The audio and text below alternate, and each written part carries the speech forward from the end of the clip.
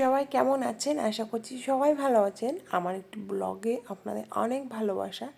আজকের দিনটি ছিল 3rd ডিসেম্বর। যেহেতু আগের দিন ভিডিওটা অনেকটা বড় হয়ে গেছিলো, তাই সেদিন আর দিইনি। বিমল থেকে বেরিয়ে এখানে আমরা একটু দাঁড়িয়েছিলাম, মাকে দেখছিলাম। যেহেতু পর্দাটা অনেকটাই বন্ধ ছিল, তাই আর সেভাবে ঠিকঠাক ভিডিওটা করতে পারলাম না। তারপরে এখানে আমরা ফুচকার দোকানে চলে আসলাম ফুচকা খেতে।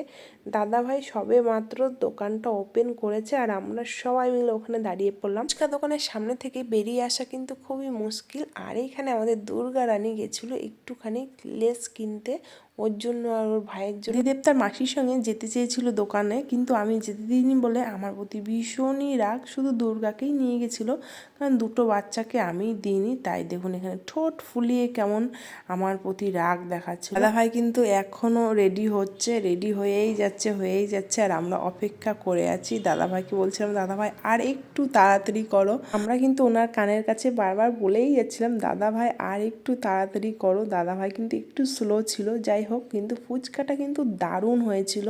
দুটো বাচ্চাকে নিয়ে যাওয়া মানে আপনারা বুঝতে পারছেন, আবার একটা নদী পেরোতে হবে আমাদের। আরে আরে কি করছো দাদাভাই, তুমি এত লঙ্কা কেন দিচ্ছ? দাদাভাই কিন্তু আমার কথা কিছুতেই শোনেনি। আমি বললাম, আমরা এত লঙ্কা খাই না, আর অল্প ঝাল দাও, কারণ দুটো বাচ্চা আছে। দাদা বলছে ঠিক আছে, কোনো ব্যাপার নেই, লঙ্কাগুলো তেমন কোনো ঝাল নেই।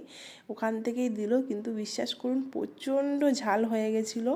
আমি তো 3-4টে খাওয়ার পরে আর খেতেই পারিনি, এত ঝাল দিয়ে দিয়েছিল। সারি সারিভাবে সবাই আমরা পাতা নিয়ে কি সুন্দর দাঁড়িয়ে পড়লাম। আমি তো অপেক্ষা করছিলাম কখন আমাকে ফুচকাটা দেবে আর আমি ফুচকাটা মুখের মধ্যে ঢুকিয়ে নেব। সত্যি অসাধারণ ছিল কিন্তু ফুচকাটা খেতে, অনেক টেস্ট ছিল। দিদিদেব কিন্তু প্রচণ্ড বায়না করে, রাস্তায় বেরোলে ওর এটা ওটা বায়না শুরু হয়ে যায়, কিন্তু আমি ওর কোনো বায়নাই মিটাই না।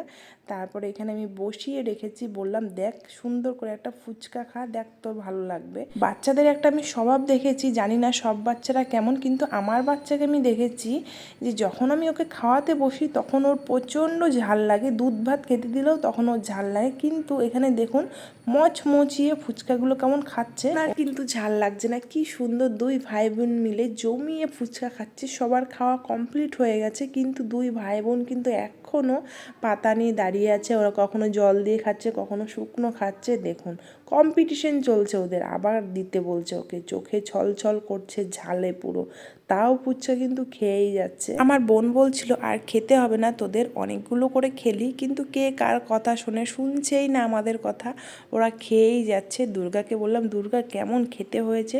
দুর্গা বললো খুব সুন্দর খেতে হয়েছে মাসি, দারুণ হয়েছে। ও কেমন বলছে একবার দেখুন। আদিদেব কিন্তু ওইদিকে পট পট করে ফুচকাগুলো কিন্তু মুখের মধ্যে এক গালে ঢুকিয়ে নিল।